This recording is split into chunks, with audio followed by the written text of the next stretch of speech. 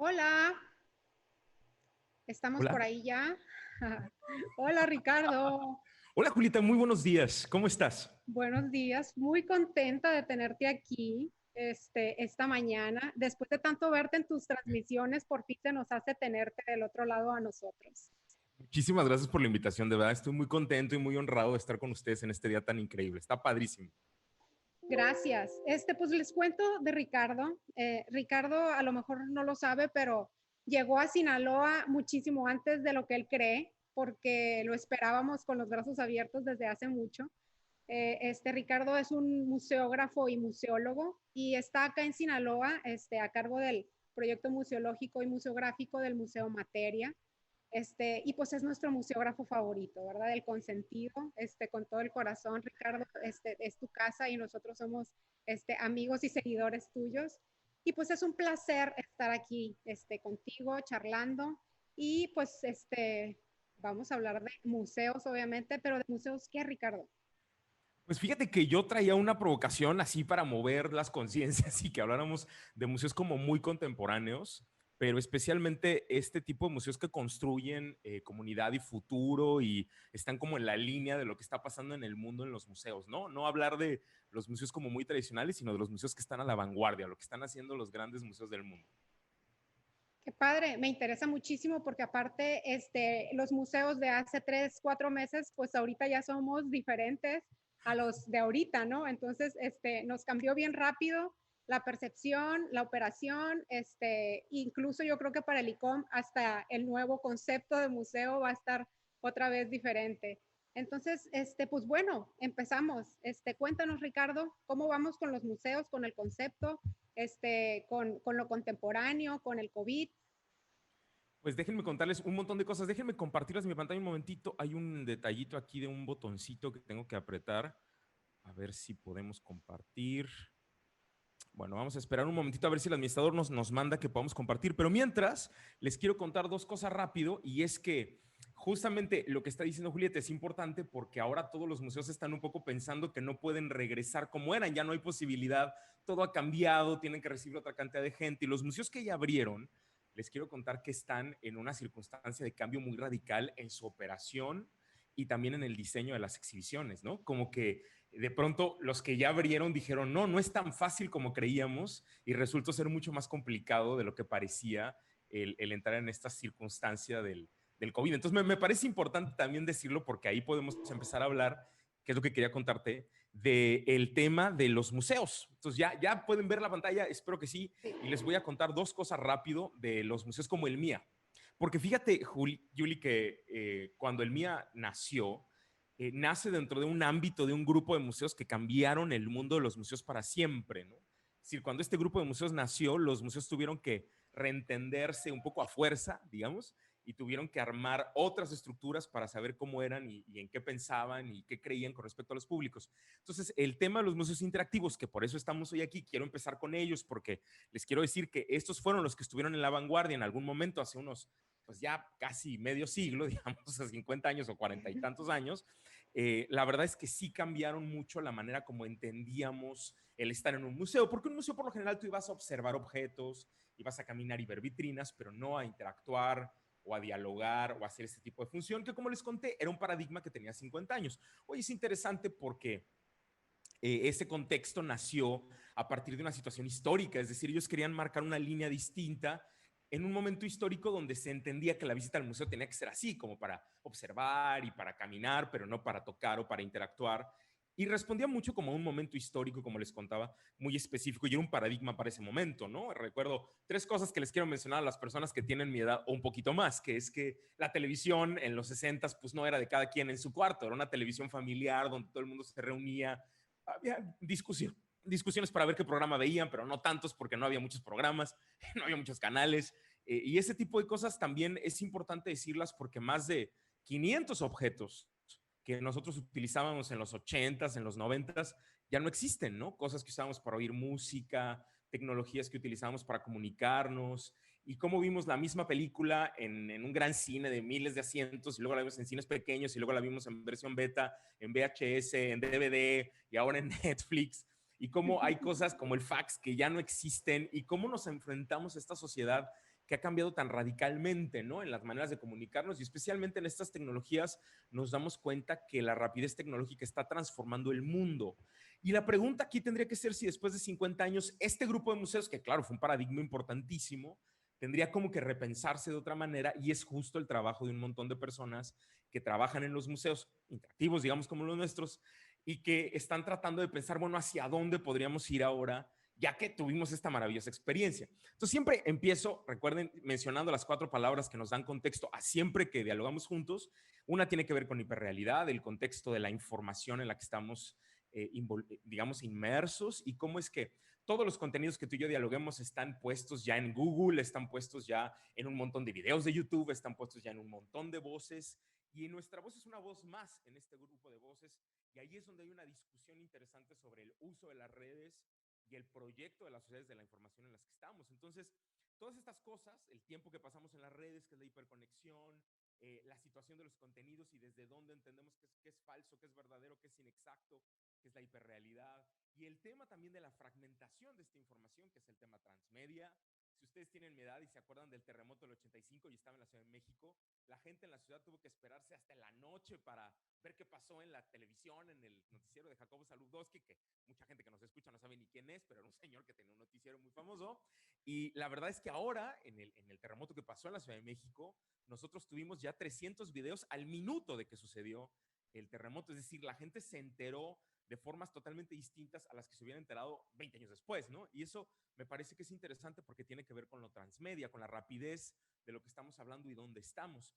Y por último, la última palabra que hay que poner en la mesa es la palabra transdisciplina y recuerden, tiene que ver con esta idea de las disciplinas, ¿no? Cuando ustedes y yo fuimos a la escuela, pues nos enseñaban matemáticas, español, ciencias naturales, ciencias sociales, pero ahora todo eso tiene que estar integrado porque la vida es más, digamos, es más compleja que solo una cosa o solo la otra.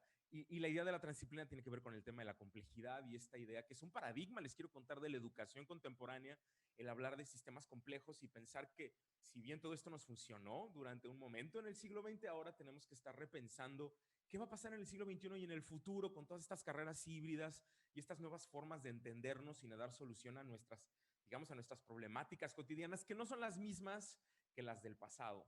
Y creo que lo más interesante de esta discusión, hablando de cómo nos enfrentamos al futuro, que es el tema de hoy, son las diferentes generaciones. Fíjense que los museos sí estamos haciendo análisis muy densos de la diferencia generacional, porque aunque parezca que no, y a lo mejor tú dices, no, para nada, los jóvenes siempre han sido rebeldes, la verdad es que los jóvenes de antes no tenían Twitter y no tenían Facebook, y eso sí es una diferencia. O sea, a lo mejor a ti no te parece que sea tan diferente si tienes 55 años, 50, ¿no? Si eres de mi generación, pero te quiero contar, la verdad es que sí es una diferencia que tengan esa voz, es una diferencia que sean expertos en un mundo tecnológico, es una diferencia, por ejemplo, el nivel de, digamos, de tecnología y de rapidez tecnológica y de comunicación tecnológica que hay hoy, a la cual se tienen que incorporar los adultos, ¿no? Los adultos tienen que acostumbrarse o adaptarse a ese nivel.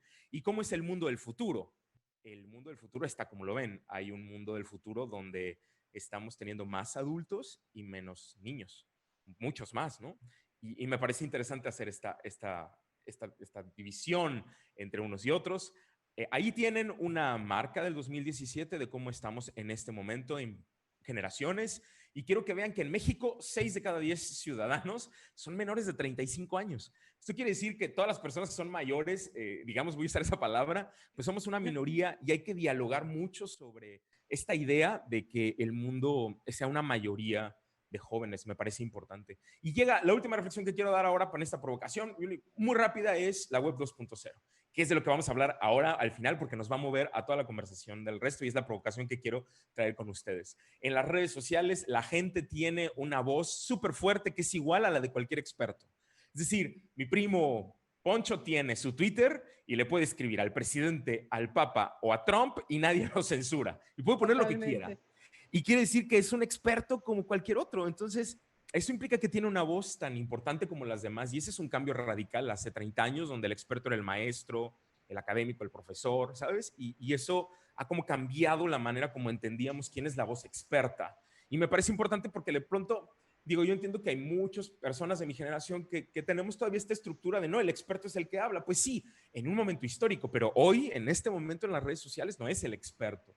Y a mí me parece que ahí es importante hablar del impacto de las redes sociales, más ahora en la pandemia, ¿no? que tú viste que justo ahora estamos viviendo esto de que más de la mitad del mundo está conectada a Internet, que las millones y millones de personas que usan Internet subió increíblemente con el tema del COVID, que ahora somos de los 4.300 millones de usuarios que éramos antes de la pandemia, ahora somos 4.800, o sea, la gente tuvo que a fuerza entrar a Internet.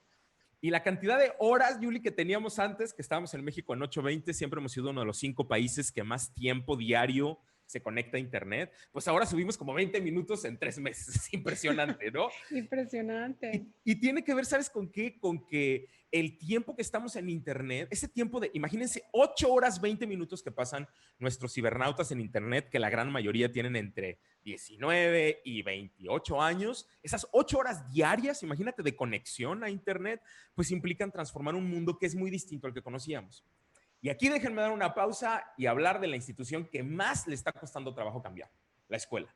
Porque el mundo del modelo escolar le está costando un montón y ahí yo creo que la reflexión, Julie, es en este rollo de que estamos enfrentados a un mundo totalmente distinto, a un mundo que está construido para otra era, para otro momento histórico, que de pronto fue demasiado rápido ese cambio, pues nos llevó a que la UNESCO pensara o dijera, oye, tenemos que replantear la educación, tenemos que pensar en la educación desde otro lugar. Y por eso es que pusimos y estamos pensando mucho en poner sobre la mesa la discusión de las otras pedagogías. Un poco ven en la pantalla las 5 propuestas pedagógicas más contemporáneas que tienen que ver con otra manera de entender la pedagogía del modelo escolar, porque ese modelo tiene que ver con el siglo XIX y como una respuesta a la era industrial, pero hoy en la 4.0, en la nueva era digital, pues tenemos que tener otra escuela y otro modelo.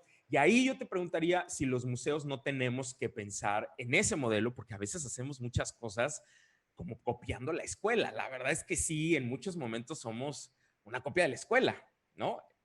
Totalmente. Y luego me llama la atención estos dos conceptos que manejas mucho en la parte de museos y creo que ahora lo tenemos que vincular mucho también con la escuela. ¿Cómo manejamos, por ejemplo, las redes sociales? ¿Cómo estamos ahora conectados todos por redes sociales y la tecnología, obviamente? Y menciono la tecnología ahorita porque el museo es su principal herramienta, el Museo Interactivo sobre las Adicciones es la principal herramienta para transmitir su información y cómo va cambiando constantemente y cómo integramos también las redes sociales a esta parte de prevención para hacer prevención, pero también hay que tener cuidado con ellas, porque puede ser un arma de doble filo también. Entonces, Totalmente. estas dos conceptos, ¿cómo los vamos a llevar, por ejemplo, a la escuela? ¿Cómo podemos aprender por medio de redes sociales o cómo la tecnología nos ayuda a seguir aprendiendo dentro de la escuela? Es un tema para nosotros también como museo, porque pues somos una educación aliada con las escuelas, los museos, la parte en donde los chavitos se salen del salón de clase y vienen a un museo a aprender. ¿Y qué herramientas les estamos dando? Entonces, la tecnología, redes sociales, ¿cómo podemos hacer esto también parte de la educación?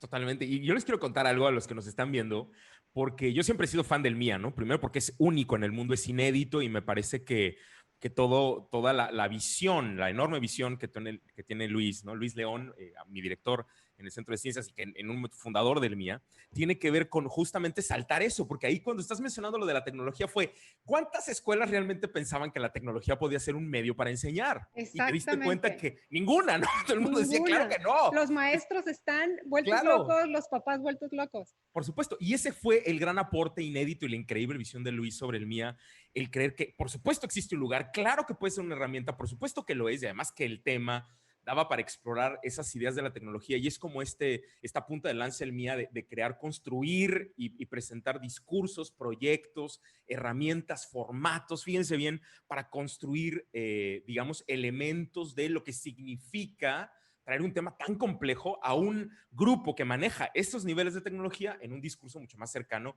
y en una narrativa en la que pueden dialogar como mejor. Y ahí por eso estamos hablando también de la pedagogía o de las pedagogías que no son la escolar, no es un aula, ¿no? O sea, lo que estamos viendo justamente en el MIE es que no necesitas eso solamente para poder aprender y solamente para poder crear este espacio de entorno aprendizaje, de enseñanza-aprendizaje, y es una muestra de cómo hay otras pedagogías y otros modelos que tenemos que reconocer, ¿no? A mí me parece que eso es bien importante. Sí, sí, total. Y ahí es donde me parece que aprender en el museo es fundamental, o sea, porque creo que el constructo del aprendizaje hoy está cambiando muchísimo. Es decir, cómo los museos en realidad, cuando tú lo analizas desde estas pedagogías totalmente contemporáneas, lo que ves es que somos herramientas potentísimas para el aprendizaje, porque el cerebro humano aprende en todo momento y en todo lugar. Y esto es, por ejemplo, Fernando Reimers de la Universidad de Harvard, un poco diciendo que la escuela, el modelo escolar que conocemos, tiene que ver mucho con un proyecto mucho de la era industrial y como otros espacios, como los museos, justamente, rompen con la idea del modelo escolar, presentando otras posibilidades para el futuro de lo que sería. Y esto es Alejandro Pichitelli, como docente, y esto es un montón de pedagogos que insisten mucho de cómo no solamente se trata de transmitir información, no solamente se trata de ponerla en un lugar, sino que se trata de dialogar. Y ahí es donde creo que también la experiencia, en el caso del MIA, de los guías, en el caso nuestro de los mediadores y en el caso de todos los museos, estos personajes que están acompañándote todo el tiempo en este contacto humano, creo que ahí cierran un tema de aprendizaje que también es bien importante, porque quiero que entiendan, no solo se trata de un interactivo de tecnología, ¿no? También hay un acompañamiento humano que es fundamental en este proceso de aprendizaje, digamos, en el ámbito emocional, ¿no? Que es muy importante, Julieta, la verdad, es muy Sí. importante. Sí, y ahorita que mencionabas, por ejemplo, lo de las generaciones, Ricardo, es importante retomar esta parte y sumarlo con lo de la tecnología, porque como ahora los niños nacen con un conocimiento de la tecnología totalmente nato, cuando los maestros, los papás tuvieron a lo mejor que aprenderlo. Entonces, ¿cómo hacer esta parte de la educación del maestro por medio de la tecnología cuando el chavito ya lo sabe todo en tecnología? Lo tiene muy fácil. ¿Cómo es la comunicación maestro-alumno, papá e hijos en esta parte educativa cuando el adulto, por así decirlo, tiene a lo mejor cierta, no es deficiencia, desventaja en esta parte del conocimiento de la tecnología?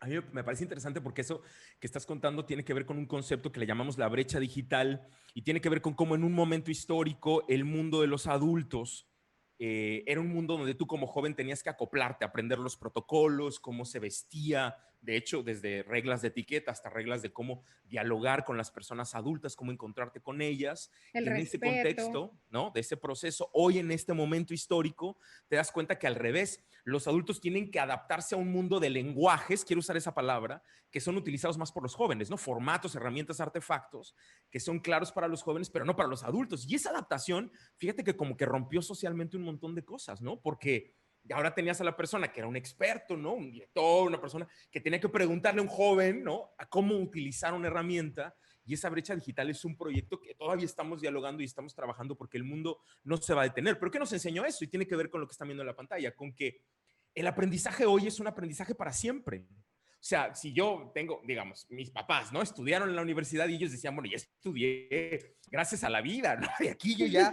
trabajé, ya hice mi vida. Y lo que quiero contarles es, no, ya no pasa eso hoy. O sea, yo quiero, todos los millennials que nos están viendo tendrán que saber que van a tener que estudiar toda su vida. Cuando digo toda la vida, es toda la vida. Es ir a estudiar y estudiar y estudiar, porque siempre se tiene que estar aprendiendo cosas nuevas en este mundo contemporáneo. Y ahí un poco es lo que tiene que ver con lo que estábamos hablando. Y yo le agradezco a Silvia que nos esté viendo y además la pregunta totalmente, Silvia, estoy de acuerdo en hablar de aprendizaje y tiene que ver con cómo tenemos que estar aprendiendo todo el tiempo y cómo justo los museos, en este sentido de relevancia del que habla tanto Nina Simon en su último libro, creo que tiene mucho que ver con cómo somos indispensables para crear estos espacios de las sociedades del conocimiento donde se puede aprender sin importar la edad que tengas. Y ahí viene un paradigma sobre si el museo es un lugar exclusivamente para niños o si es un lugar donde pueden estar los adultos. Ese es un paradigma que en materia estamos discutiendo. Y si es para adultos, pues entonces todos podemos aprender. Y a mí me parece que ahí es donde hay un ámbito muy divertido que podemos explorar y que todos los museos interactivos han estado discutiendo y presentando, pero me parece que hay un grupo de personas que todavía podrían pensar que la idea del museo es solamente escolar. Y ahí creo que hay que separar esas ideas y de pronto pensar, oigan, el nuevo paradigma es que también todos, en toda la edad, aunque yo tenga 50 años, puedo aprender. También debo y puedo. Y por supuesto que tengo el potencial de aprender todo el tiempo, ¿no? ¿Y qué pasa también con esta parte del museo social? Y me lleva un poco a lo que es incluyente, el cómo el museo reúne, es un punto de encuentro, crea comunidad. Y ahorita que mencionas a Nina Simon, en este proyecto tan padre que ella ha desarrollado, cómo el museo, por ejemplo, puede ser el punto de encuentro. Nosotros aquí en el MIA, por ejemplo, tenemos a unos chavitos de una institución en donde los integran para que se adapten a la vida social, laboral, cuando ellos tienen una discapacidad intelectual, motriz, diferentes tipos. Entonces, nosotros los recibimos aquí en el museo durante un periodo de tiempo. Ellos se aprenden ciertas actividades, se aprenden ciertos diálogos del museo, aprenden a recibir al usuario. Entonces, también es una parte importante de nuestra operación, estos chavos con alguna discapacidad intelectual o motriz. Luego también recibimos a diferentes centros de rehabilitación para que ellos vengan y aprendan también de la información que tenemos acá en el museo. Trabajamos con muchísimas instituciones aliadas que a pesar de que no es su labor la prevención de adicciones como tal, si es una empresa que se dedica a lo mejor a ventas en línea, lo que sea, es bien importante para las instituciones que sus empleados tengan el contacto, el conocimiento de la información que tiene el Museo Interactivo sobre las adicciones. Entonces, esta parte de crear comunidad en los museos a nivel público, a nivel social, a nivel gubernamental, ¿cómo nos cuentas de esta parte de un museo social o una comunidad en el museo? Creo que ahí me dan chances, si quieren, de tomarme 5 minutitos para contarles un poco de dónde nos llevó toda esta reflexión del contexto y cómo estaba cambiando, cómo estas reflexiones de las nuevas pedagogías nos llevaron como a repensar el museo en este sentido del aprendizaje, hablar de este aprendizaje que podemos dar con los adultos, este aprendizaje como colaborativo, esta idea de tener la presencia humana que es tan importante, y también la discusión que se quedó un poco en el aire de las tecnologías, de contarte. Fíjate que mucha gente pensaba que cuando nacieran las visitas virtuales, los museos íbamos a morir, porque las visitas virtuales, y mucha gente que nos está escuchando en el chat y les agradezco tanto, sabrán que esto no es de ayer, ¿no? Esto tiene más de una década. Y la verdad es que cuando nacieron la gente dijo que se iban a acabar, y hay una investigación muy buena de la Alianza Americana de Museos que se llama The Wired Museum, yo les recomiendo verla, que es una investigación de varios años de cómo las visitas virtuales fueron reaccionando con el público, y nos pasó lo mismo que con los libros impresos. No fuimos gobernados por los libros electrónicos, y no es verdad que ya nadie compra libros impresos. No, se hicieron dos formas. Entonces, entender el museo virtual es una cosa y entender el museo físico es otra, y cada uno tiene una experiencia totalmente paralela. Eso fue lo que entendimos. No se trataba ahora de que nos iba a gobernar la tecnología, no, se trataba de crear otro espacio, y lo vimos como fueron pasando estos años, y es muy potente el reentender, fíjate bien, la experiencia del museo, no solamente como un lugar donde yo voy a caminar a ver cosas, como si fuera un centro comercial, ¿no? Sino que la experiencia del museo es mucho más compleja, que tiene que ver con quién hablo, qué diálogos construyo, de qué manera lo armo, ¿no? Eso me parece que es súper potente. Y ahí es donde creo que sería muy interesante hablar justamente del tema de lo social, porque quiero subrayar ahora, y me das la oportunidad de hacerlo, que no solamente el cambio ha sido la idea de cómo funciona la escuela, sino también cómo nos relacionamos con las personas. Y ahí tendríamos que ver que el museo, fíjate, desde que nació, pensaba que era un espacio donde se podía investigar el mundo entero, ¿no? Era un espacio como de conocer el mundo, como para abrir perspectivas, mirar de otra manera, conocer otros espacios. Y entonces toda la historia de la historia de nuestros museos, ¿no? Desde el documento de Plinio, que fue la Historia Naturalis, que fue el que empezó los primeros gabinetes de curiosidades, y luego lo que están viendo en la pantalla, que es, por supuesto, el Ferrante Imperato, que es este gran espacio donde se creía que esta reunión de objetos del universo en un mismo lugar, ¿no? En este lugar que al mismo tiempo era como un texto, es un poco lo interesante de esa museología tan antigua, provocaba la idea de los primeros museos y estas primeras colecciones que además armaban el proyecto de conocer el mundo desde otros lugares. Entonces, estos museos, que ustedes y yo conocemos, se crearon desde un lugar muy potente, hablando de lo que el mundo es, como un reflejo de lo que era el mundo.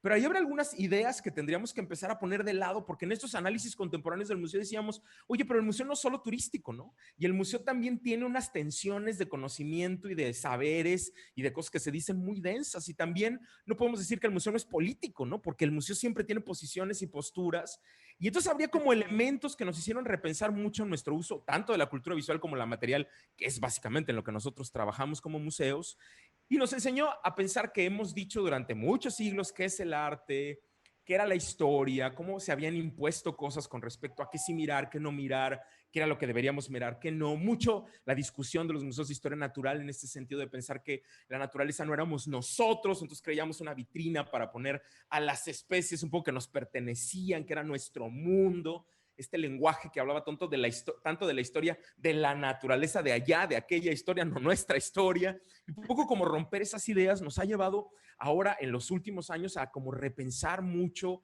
desde dónde hablábamos cuando hablábamos de museos, ¿no? Y cómo cuando hablamos de museos hablamos de la construcción de memoria colectiva, de lo que nos importa como patrimonio, de los temas que son importantes. Entonces, el hecho de tener un museo que hable de un tema implica que para la sociedad ese tema es importante discutirlo, mirarlo, tenerlo ahí, moverlo, ¿no? Meter las manos, dialogarlo, porque es un tema que para nosotros es fundamental, que es la idea que tenemos, digamos, del patrimonio. Pero en ese contexto había un montón de temas en los que los museos también habíamos participado y que mucho tiene que ver con la corriente ahora, tanto de repensar nuestras epistemologías, es decir, cómo armamos pensamiento en los museos, pero también repensar cómo hemos participado en un tema colonialista de imposición de verdades. ¿No? Tú ibas a un museo antes y decías, bueno, esto es la verdad, lo que está en el muro.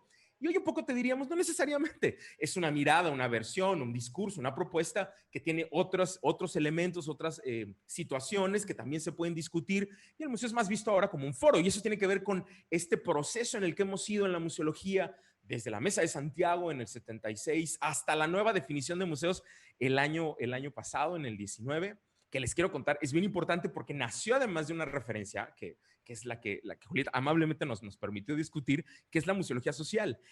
El tema de los museos es si teníamos que estar en una burbuja y éramos los únicos. Entonces, lo que les puse es una cédula del Museo de Historia Natural, el Gallardo, en Argentina, que ustedes saben que admiro muchísimo a su directora, Sebastián Buch, uno de los grandes museólogos y pensadores argentinos. Y quiero que veas cómo él dice que un museo es un artefacto cultural y que responde a un momento histórico específico, que los museos de ciencia se constituyeron como espacios que legitimaron ciertas políticas específicas de un momento histórico, y cómo para él y para su equipo un museo de historia natural es un espacio para construir sentido desde la biodiversidad, desde el ecosistema, desde nuestra relación con el medio, desde la construcción de las relaciones en el medio, en este mismo contexto de lo que llamamos ecosistema. Entonces me parece muy potente porque es otra manera de entender el museo.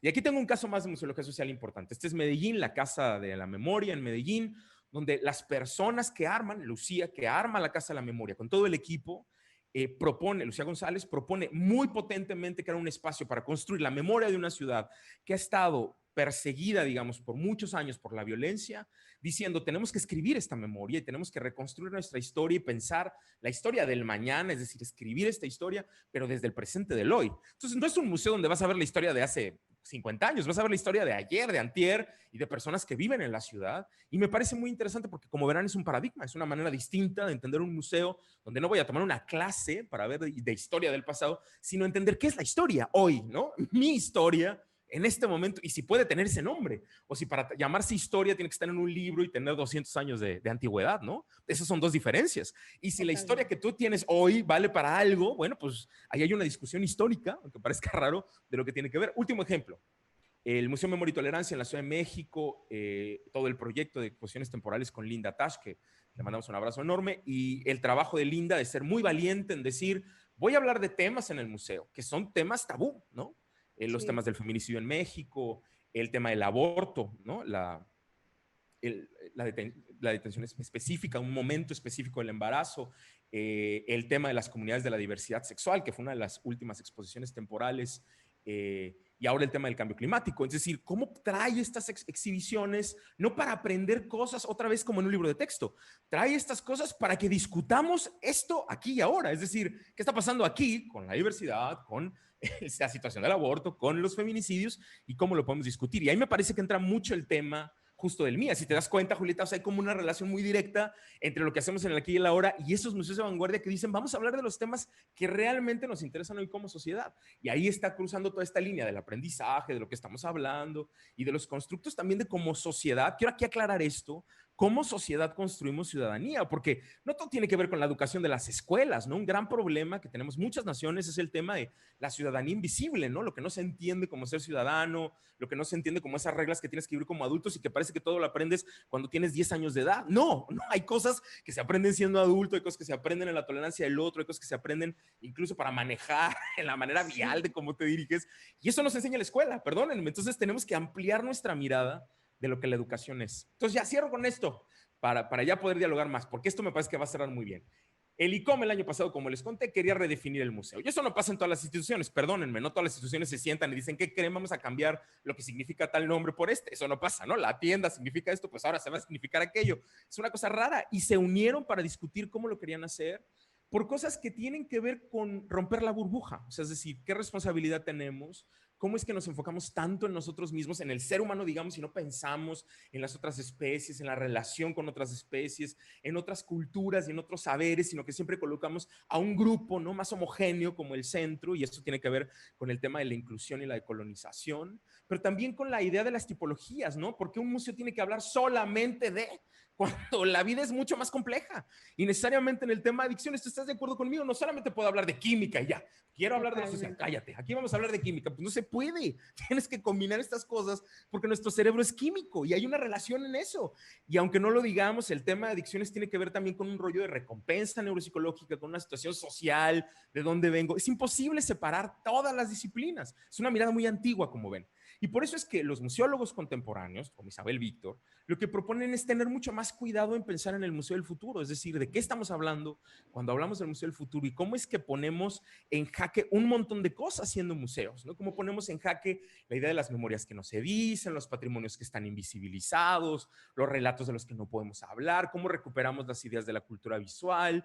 También repensamos el patrimonio, ¿no? De quién significa, para quién significa, cómo significa y de qué manera lo estamos viendo. Eso es la museología crítica fundamentalmente, y eso es lo que nos llevó a hacer la nueva definición. Y el tema entonces, cerrando lo que decía Julie, era, claro, el museo que no tiene relación con su comunidad en el futuro está muerto, ¿no? Ahí estamos. Y es que finalmente, bueno, no finalmente, sino principalmente los contenidos de un museo, cuando están construidos desde la sociedad, que fue el caso del MIA, era una problemática social y se construyó el MIA y su concepto y su metodología desde la sociedad. O sea, ¿qué necesita la política, que lo mencionabas ahorita? ¿Qué necesita la educación? ¿Qué necesitan las familias? ¿Qué necesita una comunidad?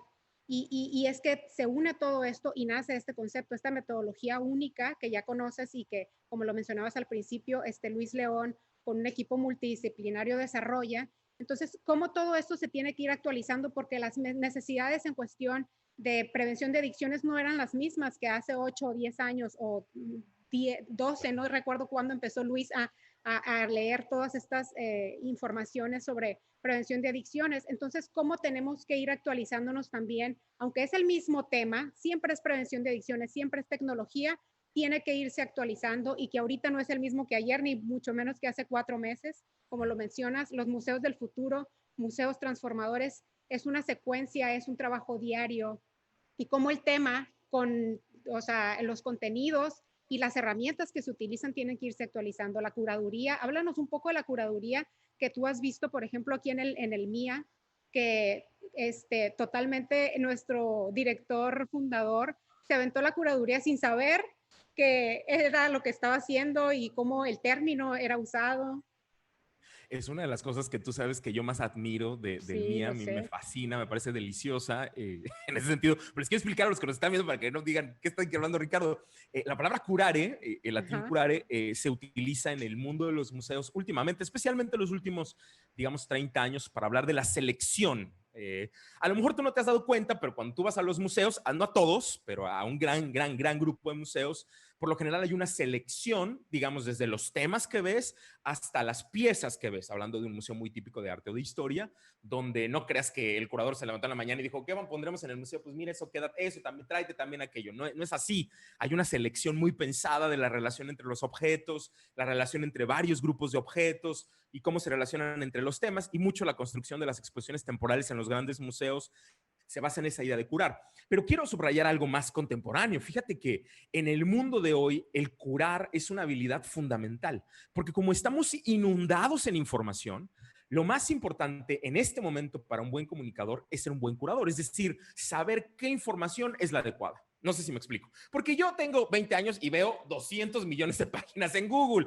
El tener la capacidad de discernir, esta vale la pena, este es importante, esta también, eso es muy complejo. Aunque parezca que no, es muy difícil, porque de pronto es muy fácil que yo lo primero que vea es lo primero que posteo, ¿no? Lo primero que recibo es lo primero que presento y no hay un pensamiento más elaborado alrededor de qué relación tienen estas cosas, cómo se arma. Un poco en el futuro, la gran selección de estos grandes contenidos que tenemos en este mundo de la sociedad de la información es una habilidad fundamental que tiene un excelente comunicador. Y desde ahí ustedes saben que yo pienso que Luis es el comunicador. Y me parece que desde ese lugar, por supuesto, presenta coordenadas increíbles, ¿no? Porque sabe perfecto cómo acomodar justamente esta información más esta, más esta, más esta, más esta, creando una cadena que te hace todo el sentido. No necesariamente tiene que ser literal en ese sentido, sino que en muchos momentos no es literal, sino indirecto. Y eso es lo rico de una exposición, además, que te provoque, vamos a ponerlo así como visitante, pues algo, ¿no? Preguntas o que un poco te causa una disociación cognitiva donde no acabes de entender, porque eso implica que hay una relación muy directa con eso que te parece que es muy fácil, ¿no? Y aquí estamos jugando con un tema muy pedagógico. Si yo como visitante voy a un lugar donde todo me es simple, donde todo me es fácil, pues no es realmente un reto, me la pasaré bien, pero será una experiencia muy parecida a ir al fórum, ¿no? A caminar y ver cosas, pero no hay más, es decir, no hay nada que me interpele, algo que me mueva.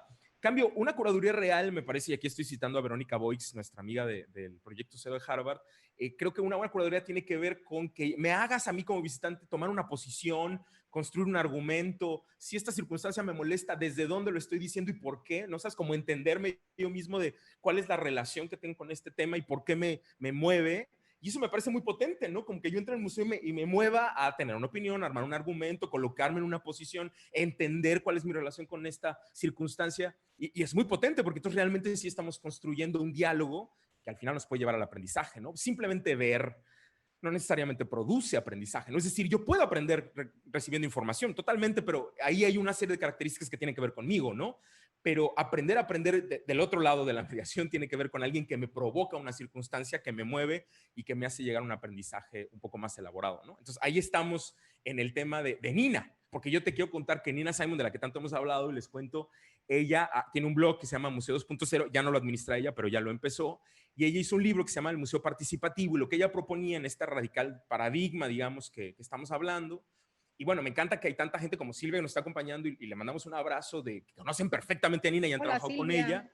Sí, muchas gracias, Silvia. Y Nina Simon además ha venido muchas veces a México, pero el tema de Nina era una pregunta muy potente. ¿Qué hace diferente un museo tradicional a un museo contemporáneo de participación?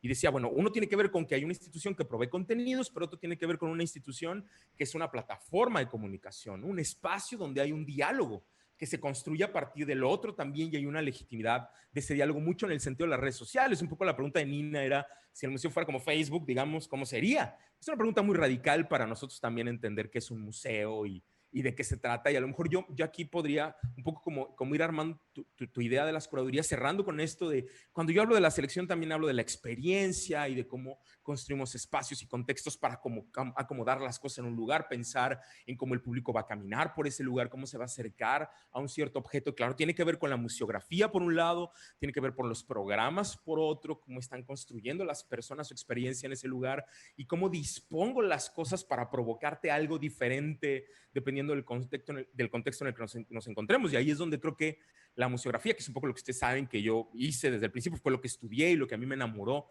realmente los museos, el lenguaje que tiene con la cultura material y visual, me parece que nos puede llevar a otras reflexiones sobre el uso de los entornos físicos. Y ese es un descubrimiento que están haciendo los maestros últimamente y cuando regresen al aula, espero que se vuelva más potente, que es toda la corriente de Finlandia, de la Vitra School y todo el trabajo de Rosenbosch, de que los espacios físicos son espacios que se pueden crear de aprendizaje. Y es justo el tema de los museos interactivos, ¿no? Cómo tú creas ambientes donde ahí se dan contextos para aprender, ¿no? Pero tiene que ver con el diseño del espacio físico. O sea, quiero que veas, no es una cosa que nomás ponte ahí con una persona a hablar o pon un texto, es crear un ambiente que me permite llegar a esas reflexiones y a esas circunstancias. Y a mí me parece que ahí es donde estamos armando, ¿no? Y tejiendo mejor estas relaciones entre pedagogía, por supuesto, que son importantes, pero también entre el contexto del aprendizaje de la persona que está ahí y también de los temas sociales, fíjense, porque tiene que ver los temas que presento en estas exposiciones, pues a veces, como ya vieron, no necesariamente son los temas típicos, ¿no? Sino son otros contextos y otras ideas. Y llegamos hasta los Pop Museum, como el que tienen en la foto, que es el famoso Ice Cream Museum en Miami, que ha tenido miles de museos, donde es un museo diseñado para Instagram, es decir, un lugar donde tú vas a tomarte fotos para Instagram. Y ahí podemos discutir de la enorme amplitud de lo que llamamos museos, que me parece también importante para ponerlo en la mesa, ¿no? ¿Qué significa hablar de museos hoy y cómo hay de un museo a otro museo? Y no por tus experiencias personales de museo, que pueden ser algunas, podrías entender todos los museos, porque somos muchos, ¿no? Eso me parece que es un tema. Oye, Ricardo, ¿y cómo ahora también esta parte de los museos en donde antes, recuerdo yo un museo de niña, por ejemplo, que llegas y donde sea te encuentras los letreritos de no tocar, prohibido tomar fotografías, donde todo era muy limitante y ahora los museos al contrario, te ponen los escenarios para invitarte a tomar una fotografía, ya están los hashtags para que las publiques en las redes sociales y te lo comento a raíz de esta fotografía que nos pasas del Ice Cream Museum, en donde está hecho para eso. Entonces, como Claro. también el museo ahora te está invitando a sacarlo a las redes sociales, a que te tomes una fotografía, a que toques todo esto pues, en el futuro. Totalmente. Oye, quiero mandarle un abrazo a Meche Jiménez, que nos está oyendo, y un beso enorme, la directora del Museo de Historia Natural y Cultura Ambiental de la Ciudad de México. Oye, gracias por acompañarnos, Meche. Meche, yo Eh, también siempre te veo en todas las transmisiones que sigo, Ricardo. Veo Ahí tus está. comentarios también. Mil gracias, Meche. Y Meche, justo una de las cosas que dice es que abrir a la comunidad es fundamental, y estamos totalmente de acuerdo con Meche, porque efectivamente todo se trata del tema de la comunidad en el futuro. Y yo traje para nuestra conversación, les quiero contar que te traje tres casos, Yuri. Analizar contigo tres casos latinoamericanos, no mexicanos, porque podríamos hablar del trabajo que hacen muchos de nuestros compañeros, bueno, y Meche también podríamos hablar de trabajo, pero yo quería traer trabajos más lejos, ¿no? De fuera de las fronteras, y que nos ayudara a pensar como en tres momentos o en tres proyectos. Si te parece bien, ¿está bien? Claro, adelante. Entonces, yo he estado investigando mucho, como ustedes saben, el trabajo en Latinoamérica. Mucho de mi proyecto doctoral tiene que ver con esa investigación sobre la relación entre museología crítica y pedagogía crítica. Y bueno, mi trabajo en Latinoamérica ha sido mucho investigar lo que está sucediendo. Entonces, les traigo tres proyectos que a mí me parecen que primero me cambiaron la vida a mí en mi comprensión del museo, pero también creo que en sus comunidades.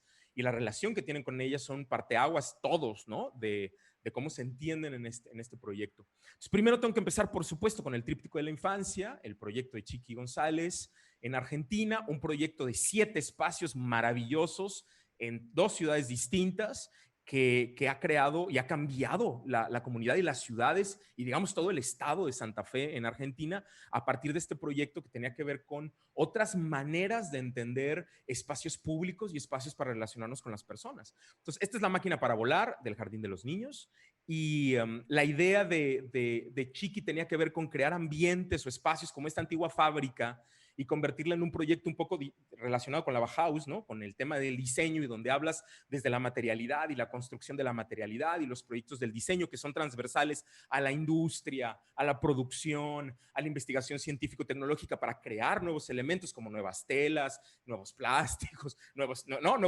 nuevos proyectos de producción empresarial. Bueno, pues todo eso está fundamentado en un proyecto de diseño que al final se relaciona directamente con arte. Entonces, ¿no sabes qué impresionante la idea esta de la interdisciplina y de que todas las cosas estén unidas en un lugar que se llama El Molino, y donde puedes aprender todas estas cosas, ¿no? Donde hay laboratorios para hablar de textiles, de cartón, de papel, de madera, ¿no?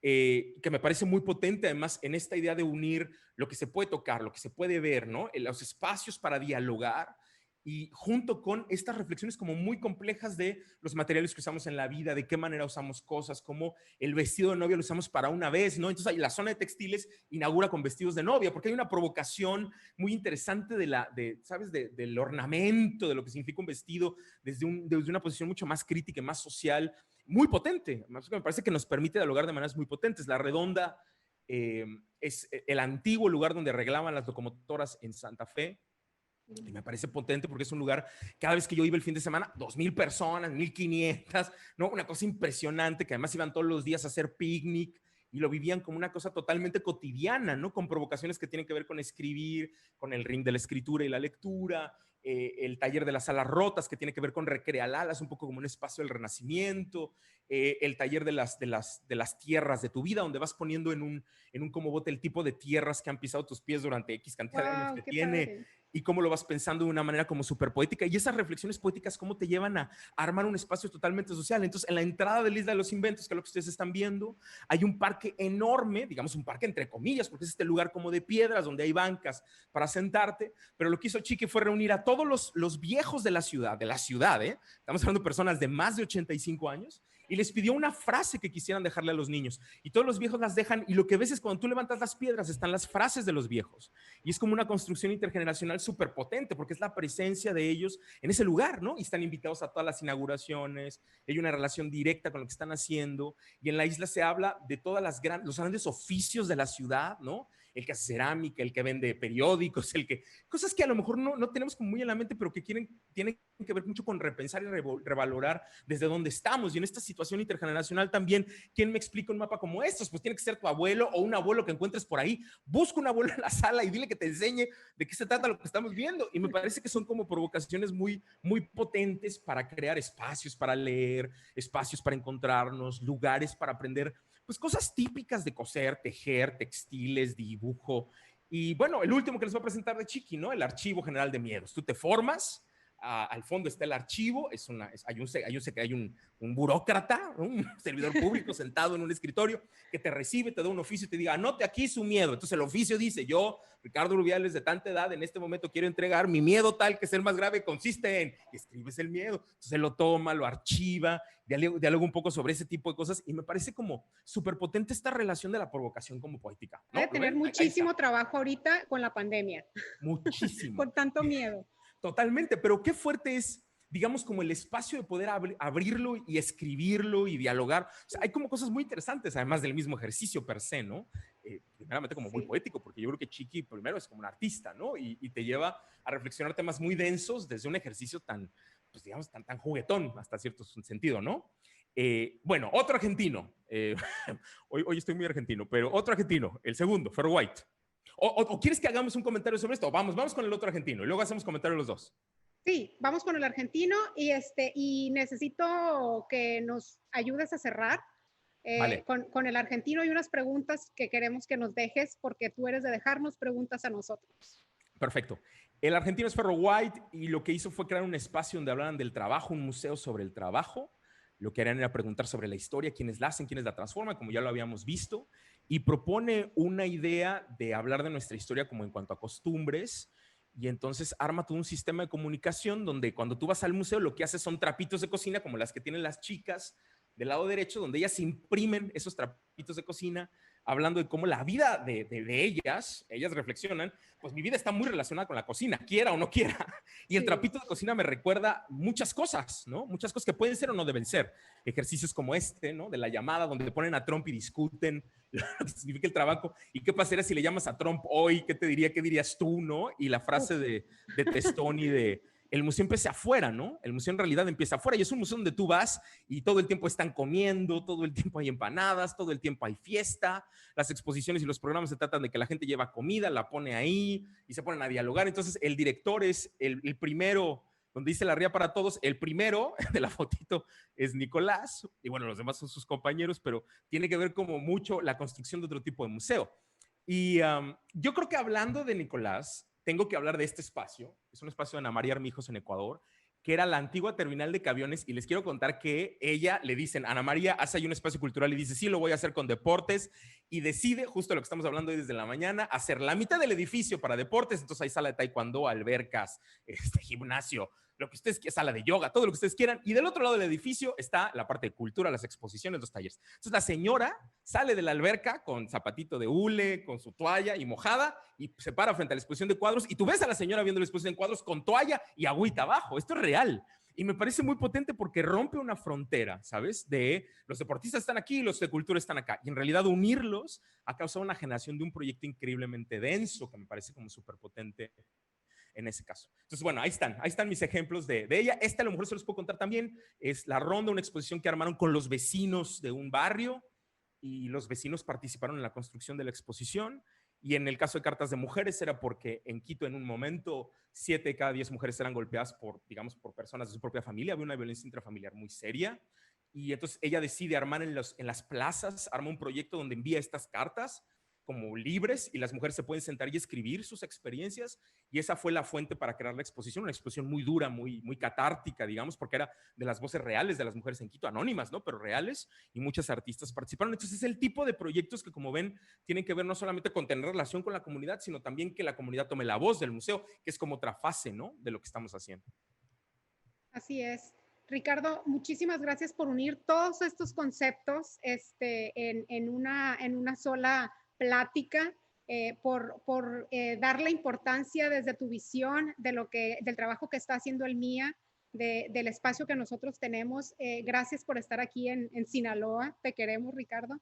Y sobre todo, me gustaría que nos ayudaras dejándonos una pregunta, Ricardo. Déjanos pensando después de todo esto. Lánzanos una pregunta para que la gente a lo largo de estas transmisiones tal vez pueda resolverla, porque vamos a seguir hablando de museos más tarde. Tenemos también Luis León y a su equipo en una transmisión. Entonces, danos una pregunta para ver si entonces en ese lapso podemos resolverla o tener un concepto de algo de lo que hemos estado escuchando en estas horas.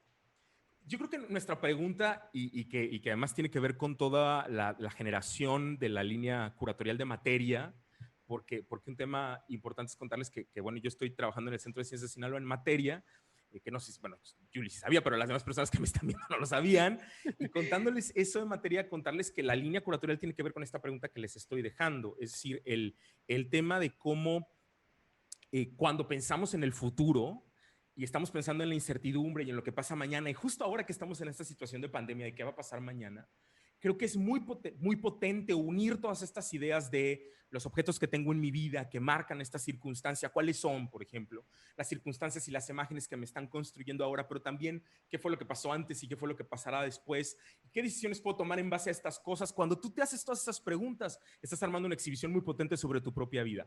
Y lo que yo propondría un poco al final de esta curaduría que te estoy proponiendo que hagas de tu propia vida es, ¿qué mensajes vas a proponer en esa curaduría? ¿Qué cosas te gustaría discutir, ¿no? Si las personas pudieran verla, o tú mismo pudieras verla, o tú misma pudieras verla, ¿qué preguntas te harías como de pronto como muy radicales, ¿no? ¿Hasta dónde llegarías? ¿Cuáles son tus límites? ¿Qué cosas irían más allá de ese límite, de ese foro? Y cómo esta idea de la flexibilidad del futuro donde estamos, que es un poco el corazón de materia, porque en un momento nosotros tuvimos que irnos y armar un proyecto que se salió de donde estábamos pensando, reflexionando en las ideas de cómo hacer un museo después de 27 años, la implicación de reunir a las personas y dialogar me parece súper importante. Entonces, creo que yo solamente quiero mencionar esto en el sentido de materia y terminar con esta idea. ¿Cómo es que tú estás pensando en el futuro y a partir de dónde? Y si esto lo hicieras de manera física, con objetos, de manera visual, con imágenes, ¿cómo lo harías? ¿Cómo los colocarías? ¿Cómo lo pondrías junto? Eso me parece un ejercicio de exposición. Y ahí, ¿qué preguntas te harías más densas para pensar en el futuro como más flexible? Híjole, yo creo que aquí lo que tengo que hacer es, el límite que tendría que cruzar es este, la frontera que tenía que correr es aquella, mi paradigma de pensamiento que yo adoro el pasado y no quiero que se vaya, tiene que ser aquel, ¿sabes? Como ese tipo de preguntas te van a llevar necesariamente al museo, porque aunque no lo pienses, tu misma casa, en un sentido, es un mini museo, un pequeño museo de las cosas que tú crees que son valiosas e importantes para ti. Me encantó, Ricardo. Aparte, súper profundo, meditativo. Entonces, pues tenemos algo en que trabajar después de esto. Analicemos todo lo que nos propone Ricardo, lo que nos hace pensar, lo que nos pregunta. Y Ricardo, una vez más te agradezco muchísimo el estar aquí con nosotros. De parte de todo el equipo del MIA, del director Bruno, te mando un abrazo, te mandamos un abrazote y pues aquí nos estamos viendo.